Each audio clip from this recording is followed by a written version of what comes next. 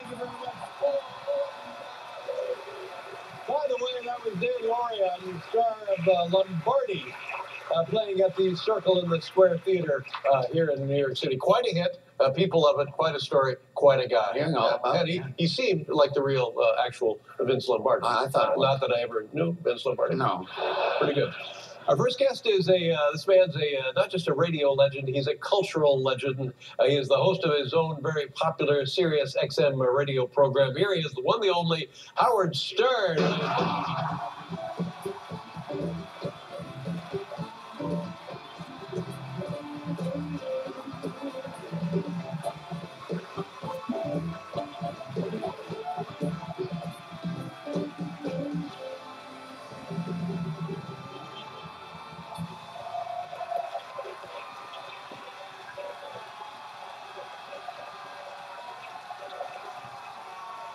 Good to see you, Howard.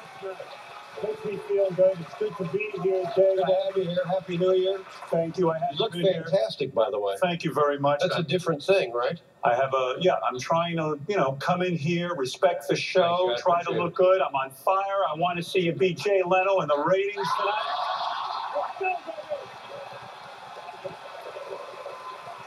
I appreciate all the help. I got to tell you, I am so fascinated by the late night wars and what's going on. I bought that book by Bill Carter. He writes about you. He writes about Jay. And, he writes about Conan and what happened. And I follow this like it's the Torah. I study it. I love it. And I analyze it. But I stayed away for a couple of years. I don't know how long I haven't been here. But, I feel to study this from afar is very good. But I'm ready to comment on this now.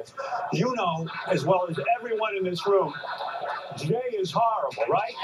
Okay. I mean, the thing that drove me nuts, and I wanted to ask you about it. I know it's your show, and you should be asking me things. It's fine. But when you had that Super Bowl commercial with Jay, we had the guy down on the ground. I'm on your team. You had your foot on his neck. Finished him off, is that what you're saying? Yeah, what was that? We let him up. Yeah. I never understood it. Well, it seemed like a good idea at the time, and people sort of responded favorably to it. So that was just a joke that we thought. I didn't like it. I didn't like it. Listen, I'm in radio. I compete. I don't go on with my competitors. I go on there and I act like they're nothing. I don't acknowledge them. I say they're garbage. That's the attitude I want. And believe me, there should be a whole attitude adjustment on this show. I'm backstage firing everyone up. I ran into Rob Burnett, your executive producer. He tells me he's now directing a movie. I said, you got some damn nerve. I said, Dave's out there. He's fighting for his life. Exactly. He wants to beat this Jay Leno. Jay's got no talent, and Jay's getting ratings. I said, Rob, put aside the movie. Let's get to work. And Thank you. Thank you very much. You're fired up. The guy is down. I am fired up. He's another one. What do you mean I'm another? You don't see me directing a movie. I'm not directing. I'm here. I'm here. Night after night after night. What do you got? What? I'm going to tell you about you. Okay. And I like you. No, thank you. I like you too. But you've gotten a little bit complacent. No. What do you mean? No, I'll tell you exactly what. Analyze this. Don't take this as a criticism. Take it as just help. All right. How many pianos do you have back there, by the way? I got to tell you something. So what's it to you? I have an iPad. You can play all those instruments right on one little thing. I'm sitting there with 8 pianos. I've never seen that. This is not. No. That's right. Let me make my point. Night in and night out. Thank He's you, the Dave. best part. That band is the best man. music you're going to hear anywhere. Well, thank you very much. It is a terrific band. We love you. But, sometimes playing your instrument isn't enough. Okay. I see this guy. You're busy writing books. That book, I don't know who read that. The book was fantastic. Did you read the book? Read the book. I'm busy. I'm going to read about it. What am I going to read about? Saturday Night Live years? All right. No, it's been. And not only that, forget the book for a second, Paul. I mean, you're back there, you're getting high all the time. I think it's something. Hey. Oh, wait a minute. Wait a minute. Well, what's it to you? No, but go ahead. Yeah, and also, really, and then you're busy at the Rock and Roll Hall of Fame every year. I do that. Great. You're That's fantastic. backing up guys like, but wait a second. No, go ahead. Shouldn't you be working on this show before you go? When we're number one and we're beating Jay, then we'll have time for rock and roll. Am I right? He's right. I'm playing up. He's right. I know you're busy, and you said you didn't have time to read his book because you're busy counting your money. Is that what it is? Listen, I love you. I'm in your corner. I'm rooting for you. Thanks. I don't want the same thing happen to you happen to Regis. You know, he was fired. You know, he was fired. No, he wasn't. I'll tell you the whole story. First of all, he lives in my building. Mm-hmm. He thinks I'm a stalker. I'm sitting there waiting outside. I want to get the story from Regis. Right. He lives in my building. I wait in the lobby, and I'm looking for him. I'm staring at him. But he got fired. He went in. He asked for more money, and they gave poor old Regis the boot. I don't want to hear that. I don't want to believe that. But he should get the eye of the tiger. He should certainly do what you're going to do against Jay. You're going to get these guys fired up. They're going to stop writing books and directing movies.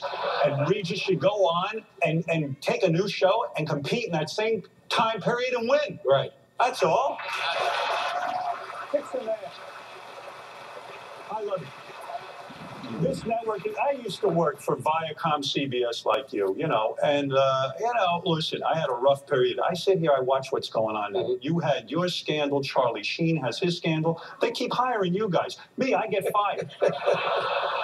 They took me to court and sued me.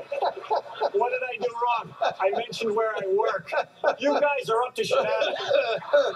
I'm backstage looking over everyone. I said, did you have sex with Dave? No. You know, I feel... I want to say something about Dave, and I mean this. I love Dave. I love this guy. There was a time in my life... I didn't really need to come in tonight, did I? I feel like Bill Cosby sitting here doing a monologue, except I'm making sense. Now, I saw that. You can't let him go on and on and on. He's got to stop droning this guy. Dave is gracious. After all, Bill Cosby's a legend, an icon. Sure. Dave says, okay, do a little monologue on the side of the stage. The guy goes on 10, 15 minutes. I don't know. Dave's asleep. The whole show's a mess. But listen, Dave, I love you. You know, I Dave, love you, Howard. I want to apologize to you. Apologize to me for what? For God's I owe you an sakes? apology. You don't owe me an apology. I have been in therapy now for 16 years. Well, let me And I'm going to be sincere now. What kind of therapy do you go to? I go to a psychoanalytic Freudian psychiatrist. A psychiatrist. That's good. That's good. And one of the things that came out, and you're not going to believe this, you're thinking I'm making a joke, but I'm not. And I took off my sunglasses to show you how sincere I am. Okay. Because the eyes are the window to the soul, as we know. So I was sitting there, and years ago, when I was at, early on in my radio career, and you were starting out with the TV show, you used to call me at home. Right. And but that was okay with you, right? I loved it. Yeah. And I must have been out of my mind. I betrayed you. Because I would go on the air and talk about what you spoke to me about. Right. And I know you were offended, and you stopped calling me. Right. Now he calls Conan. So I heard you called him. Great. A lot of fun. Talking about two depressing guys. Anyway. But I'm apologizing because that wasn't right. Uh-huh. I have celebrity friends now who do call me, and I managed to keep that private. Who are some of the celebrities? Oh, you want to keep it private? Well, I'm keeping it private. That's right. All right. Well, I think you're catching on. Well, you did. First of all, I did the wrong thing. And, hey, listen, Dave would call me sometimes for an hour. Mm-hmm. And he said, he'd talk about his ham radio operation he had in his basement. It was depressing. There was no ham radio operation. But I think there was. No, there was. I won't embarrass you because this is the new me. I'm in therapy. Okay, all right. I appreciate that. But honest to God, I really want to apologize to you for doing that. That's very generous. And if you should call me again, I will not reveal what you said. No, you have been both very, very nice to me on the radio and viciously ugly to me on the radio. Oh. And I accept both with equanimity because I know a little bit about how you operate, and I'm still fond of your talent and your ability and what you've represented to the United States of America. Thank you. And of course the world. But, Dave, I knew if I started sucking up to you, I'd get a chance to say something. Dave, you were reaching out to me at a time. Yeah. And believe me, I read about your troubles. That's why I didn't come on for a while. I didn't want to harp on any of that stuff. But I'll tell you something about Dave. When I would speak to him in these private conversations, you sounded so miserable.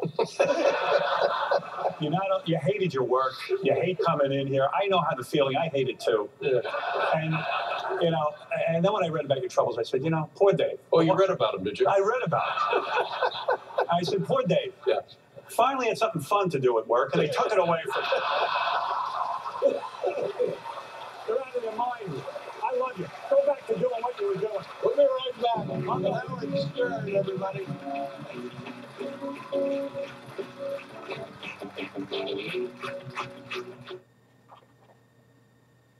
Your lives depend on these defenses.